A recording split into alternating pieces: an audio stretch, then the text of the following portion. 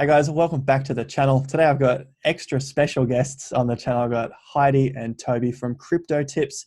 And today's video, I want to run through with them how to basically get as much of the profits back in your own pockets from your crypto profits. And we're going to talk about taxes. We're going to talk about repatriating, some extreme examples that some people may feel is too extreme, but we're also going to talk about taxes and within your country. And of course, what to do next once you've got your profits. So guys, thank you for jumping on and talking with me today about all of these issues, which are pretty important when it comes to basically scaling out of your investments at some point. So Thanks for having us, Jason. I think it's really important, and for us too, it's something that we're living. So, you know, we can talk about it as best we can based on our own experience and through our own research of getting to the point where we are right now. Living, breathing it, you've done it as well. And just to my guys, Heidi, Toby, do you mind telling people where you live now, or is that off the record? Fine, yeah, No? yeah. We live in Portugal, so Live in Portugal. which is actually a country that is crypto to crypto tax free. So it's all crypto tax free if you're an individual. Yeah. As an individual, you're no taxes for crypto. They announced that after we decided to live here, which was a happy announcement for us. Yeah. And they've actually clarified that twice, last year and the year before. So far so good. Cool. That's one thing that a lot of people are asking about is like these crypto friendly countries. And it depends on what you determine to be crypto friendly. If you're trying to build or form a cryptocurrency or a cryptocurrency business in a country, you're going to want clarity on regulations. Countries like Portugal might not have that much clarity, but at the moment they're pretty friendly. And that's something I think is important to pay attention to, especially if you are looking to live somewhere that isn't going to be taxing you on your crypto profits. That might be the case now, but it might change later on. It depends on a lot, I think, of the country and kind of how much they want to incentivize people to come there, open businesses, live, be a part of their economy. So it could be crypto-friendly countries like Switzerland or countries that have, again, a lot of kind of regulations that make it clear for people to navigate, rather than somewhere that doesn't have any kind of regulations at all. Could be seen as crypto friendly, but at the same time that could turn around and clamp down and really affect how your business or how your livelihood is affected by that. So it's definitely something to pay attention to. We'll also talk about briefly, if people don't want to repatriate, we'll just mention a few of those things, because ideally the whole point of the video is we want to go from a lot of people are interested in crypto, but then they want to know how to get out of crypto. And the point we're talking about when it comes to moving countries is to get out of crypto to save as much of that as possible, especially if you're all looking to make $5 million off 5 coins, which is a pretty big SEO topic. But you know, you want to be able to keep as much of that as possible. And most countries are going to tax you a solid 50% of those profits. Just before we move on any further, guys, if you find value from the video, leave us a like down below and go and check out Crypto Tips. I'll have links to Heidi and Toby's channel down below. I've known the guys for quite some time now. They have a surfing image behind them because Toby surfs big waves, and I started talking to him because I surf small waves here on the Gold Coast. He does 60 foot, I do 2 to 3 foot. So that's how we got to know each other and talk quite often from all of that. So a lot of the guys that are watching, they're Australian, American, Canadian, British, some from Southeast Asia. You guys are from the US originally. Just run us through step by step what happened there, and then what it is that you do about taxes now. And then my other part was like cashing out. So setting yourselves up. Two options, if you move or you don't move. Got any experience on that? Yeah. I mean, Heidi and I have discussed like renouncing for a while. So it was before like crypto really blew up. So like, I mean, when I started crypto, it was in like 2013. So why were you thinking of renouncing? A lot of people probably don't know. We never really had plans of living in the US. Like we've been traveling a lot, and Portugal particularly has always felt much more home to me than even the US or my childhood home, which was strange, but I went with it. And being a U.S. citizen, that comes with a lot of red tape of that government. Things like FACTA, FBAR, they all can affect how you can live and like open bank accounts, or if you want to open a business. Having a U.S. citizenship behind you, for many people might find that to be beneficial, but really if you have no plans of living in the U.S., in addition to them taxing your global income, even if you're not living in the U.S., you have to apply or file or pay taxes to the U.S. So it just really didn't make sense for us, and we kind of knew that from the get-go. And for us, it was just kind of waiting for the right timing. And I renounced in February 2019. So luckily for me, that was like during a bear market. So my crypto holdings were pretty low. So that made the process actually pretty easy. It is an extreme situation, but for us, again, it made sense because of where we wanted our life to go. It wasn't so much like we were involuntarily or like, uprooting a life that we'd already had in the US. Sure. It was, we were already pretty much abroad. So just cutting that last tie, really. And we also knew like where crypto was going to go. Yeah. Like, I mean, we weren't guessing, like we understood, we knew where the potential, and we had enough faith in, Bitcoin and Ethereum or whatever to go, okay, we can get out of the country of the US completely, before we hit like a $2 million mark. So a $2 million mark is when you have to pay an exit tax. You're called a covered expatriate. Yeah. And that exit tax is 30%. Of your total holdings of all your everything assets. You own. So say for instance, you own property. Even if you've already paid tax on it. Yeah. It's like you have to pay your final tax, and then you get taxed on everything that you're holding if you're above a certain threshold. Yeah. So we're like, crap. Okay, we need to get out before we hit 2 million, and we knew we would eventually hit 2 million. And so all right, let's do it before we're covered expats. And it's been really good process for sure. So we actually talking about things to do with your profits. The bull run from 2017 and the alts of 2018, we saw a lot of profit from that. So we were able to afford a second citizenship by investment. So we pursued that option first, got that second citizenship, and then that's now our primary citizenship, and we cut ties with the US. So like for us, it really timed out really nicely, using the highs and then cutting ties while it was a bear market. So that's definitely a thing that I'm always encouraging people on our channel when we do live streams or whatever, is to have a plan, to think about it. What could your future be? What are the logistics that you need to go through to meet those goals? Because these bull runs in crypto go crazy, and you really, if this is your first time going through a bull run, I mean, not to get too much like FOMO or like hopium, but like really you most of the time you're gonna have to raise your expectations for what this could happen, and just to have like an ultimate plan A or ultimate plan B or whatever, and kind of, so if that situation does come, you can have a plan for it and actually take advantage of it and achieve something really, really great in your life. In our Patreon group, we tell people, hey, write down what your goals are, and go like, okay, write down your goals, and then write down crazy goals that you like, okay, if I had like crazy amount of money, you might be surprised because like we could have never imagined where we are today. Back in 2000. It's like we talked about renouncing, but like we had no idea how we'd be able to afford a second citizenship, and then that happened. So we went for it, like we took advantage of it, Buying a house in cash. And because we had that really high goal, it actually worked out. So you never know. True.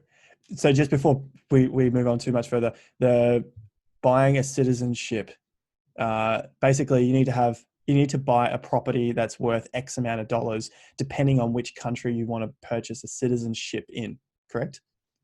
That's an option. Some of them, some countries just offer the ability to buy a property or open or I think a business maybe, mostly property. But there are some that also just allow you to make like a donation to the country, to a fund that they have, and then so you're not investing in property either. You're just pretty much investing in the citizenship itself. You're giving some money to the government to then take Yeah, their exactly. citizenship, I mean, to The get a hurricane passport. relief fund. Yeah, that's what it was. So we had the choice to whether we do 150K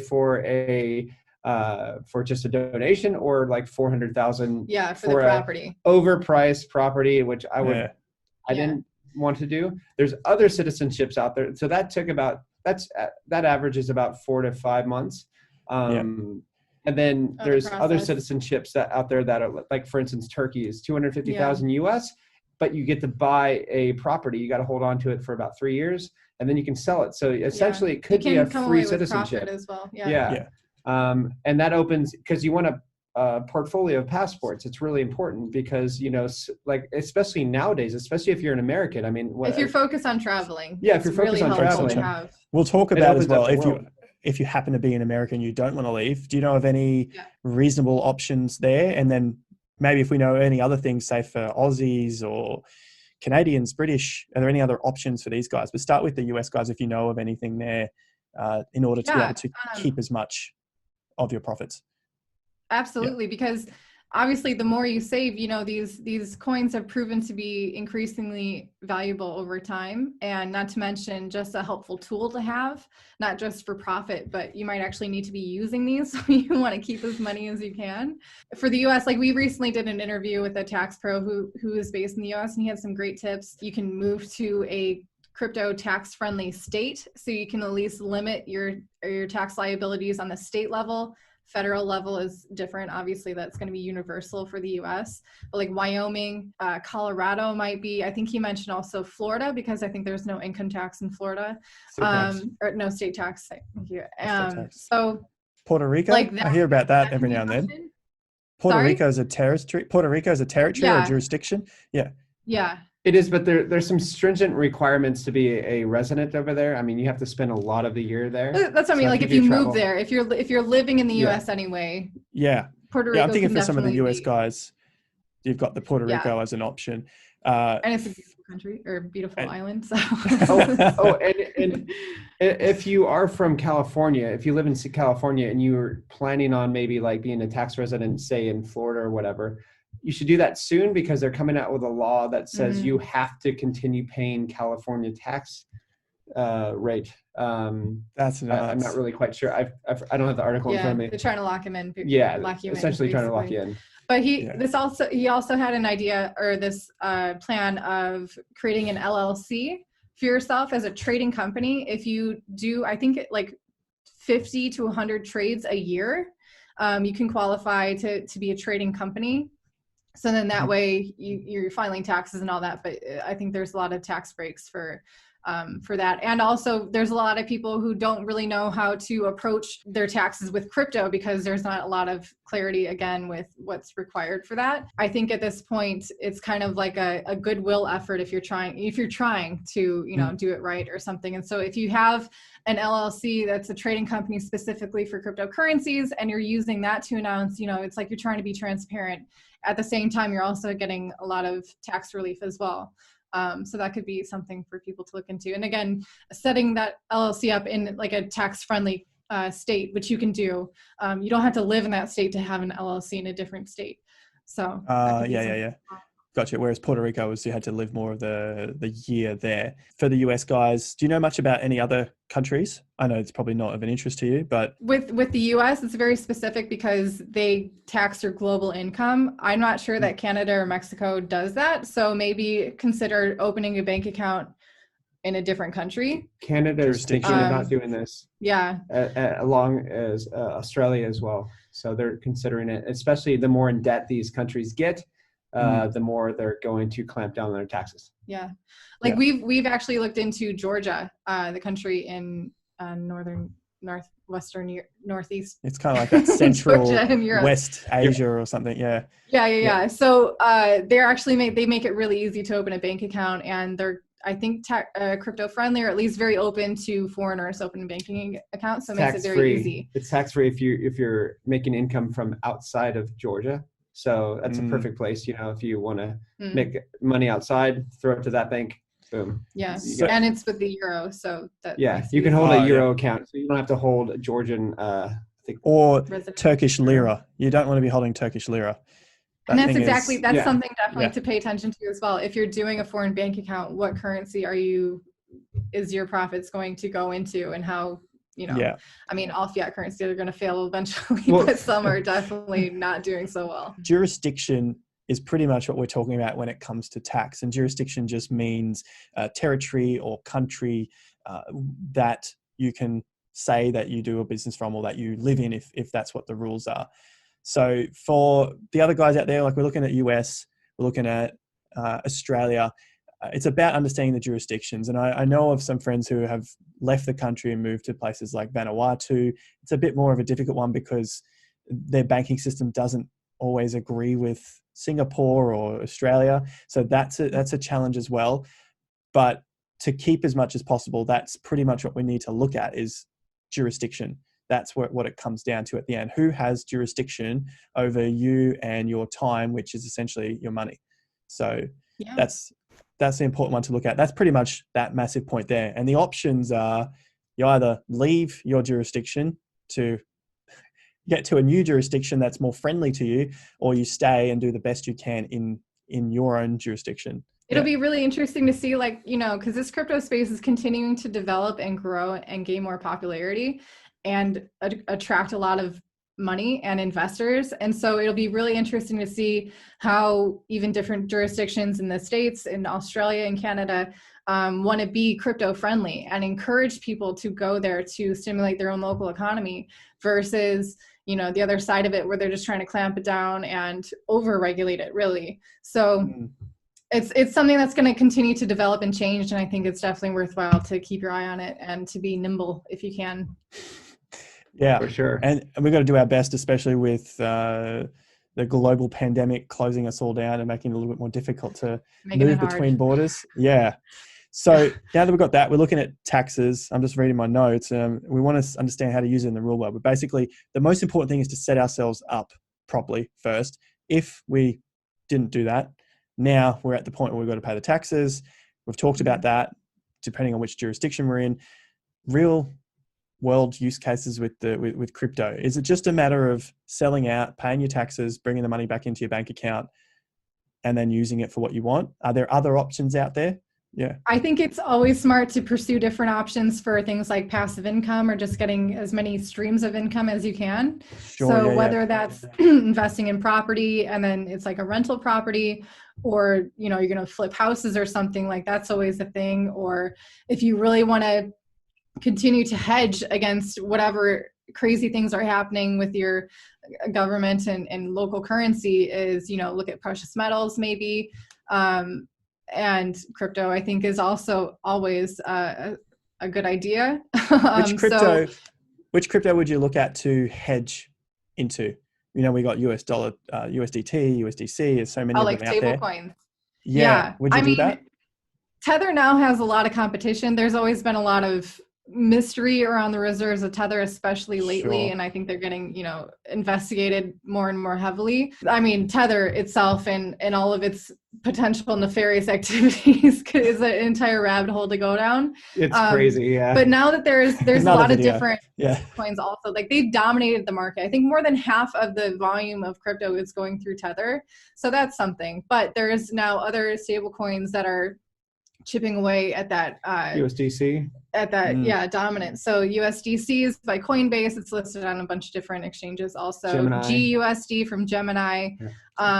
There's also some XDAI is cool, or not XDAI, I'm sorry, DAI from MakerDAO is a stable coin that has an elastic supply. So it's not dependent on audited reserves of US dollar.